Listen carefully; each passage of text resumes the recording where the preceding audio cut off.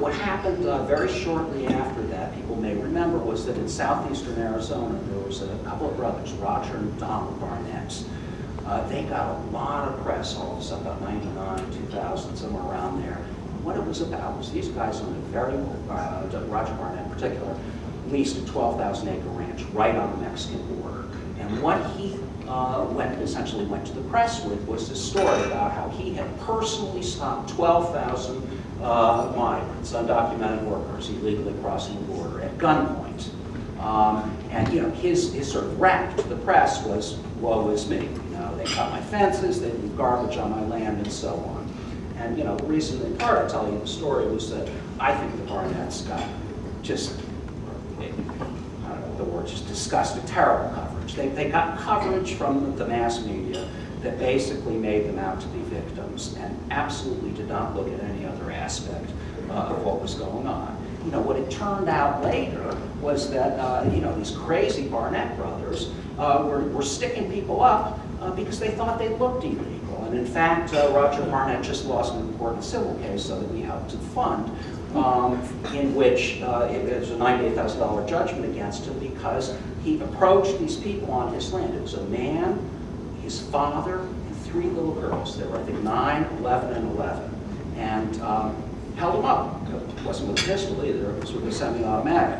And called them a lot of other names. Well, you know, come to find out, these were U.S. citizens. None of them had ever been, you know, none of them were from Mexico. They were absolutely, you know, born and bred Americans. That makes them any better than, you know, naturalized Americans, but they were.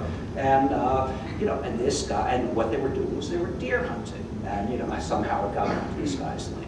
So, you know, what I'm saying is that, we talked a little bit about this in the media workshop this morning, is, you know, I think, you know, I've been a member of the media for a long time, so you know, self-criticism, I guess, in some general way as well, but it was a horrible job, and it helped to develop what we're seeing now, which is, in my opinion, this kind of out-of-control nativist movement.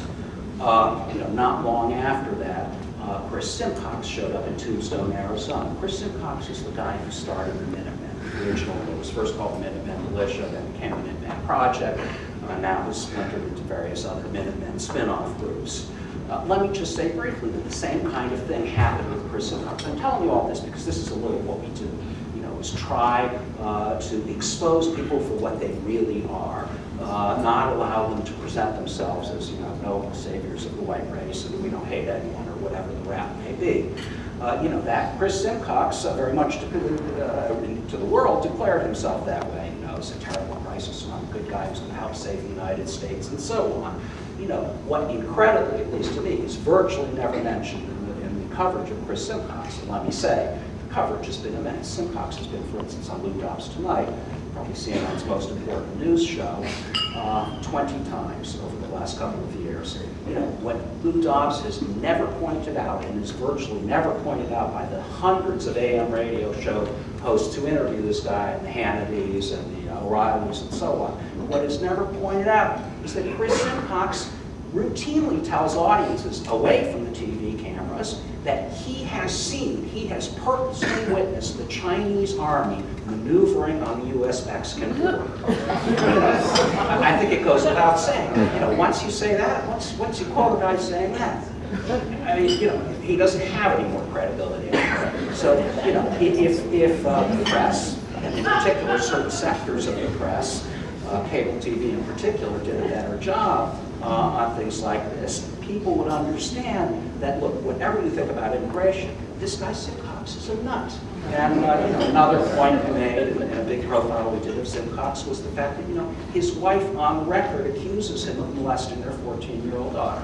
It's all court records and so on. So I just think, you know, I want to make that point that these are real. I'll talk a little bit more about some of the other groups in just a moment.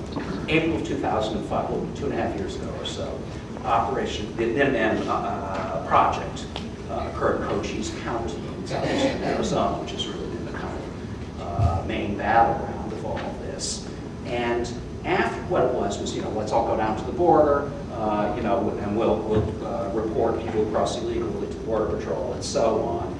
At the time, Simcox made a big deal out of, you know, we will get, the FBI is vetting everyone who's coming down here so that we make sure we don't get any sort of evil white supremacists or Nazis and so on. Of course, Simcox was lying, absolutely. The FBI's not going to vet people for anyone, let alone some nutty militia out of Tombstone.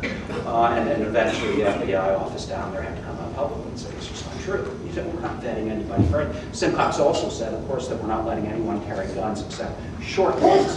I know that's false because I had a reporter down there. And again, to give you an idea of the kind of mixing of white supremacy and the nativist movement, my reporter had no trouble at all finding two men from the National Alliance, which at the time was the leading neo-Nazi group in America, who told him that they were down there to scout sniper positions for quote-unquote future projects. This is the kind of stuff that you just didn't see basically reported in the mass media. In any event, after that, in part, at least this would be my argument, because of the essentially good press. I mean, at the time you've got Arnold Schwarzenegger, the California governor, saying these are great patriotic Americans, they should come on over to my state, and so on. That is what helped this movement take off. The Tom Tancredo's a Republican congressman who also has had a lot to do with the Minutemen, building them up and helping to make them famous, also played a role in this. So, generally kind of unleashing a tirade against some politicians and parts of the media, but I think it's absolutely true that these sort of institutions helped this movement to grow. After the Minuteman Project, the last 2 years, 2.5 years, we've seen, it's been a prairie fire. We've seen on the order of 250, maybe a few more groups, new groups form, anti-immigration or anti-legal immigration, whatever you call them, nativist groups. Of that number, at least by our count, 144 of them are what we characterized as quote-unquote nativist extremist groups. And just to tell you what I mean by that, these are groups that don't just kind of write letters to their senator or try and influence policy at government level. There are 144 groups out there that are into directly confronting people they think are not legal. In other words, that means going to day labor hiring centers, that kind of thing, and filming people and harassing people. I mean, San Diego Minutemen in California routinely go to these places, these hiring sites, and they slap fake police lights. This is illegal, completely illegal, and chase people down the road.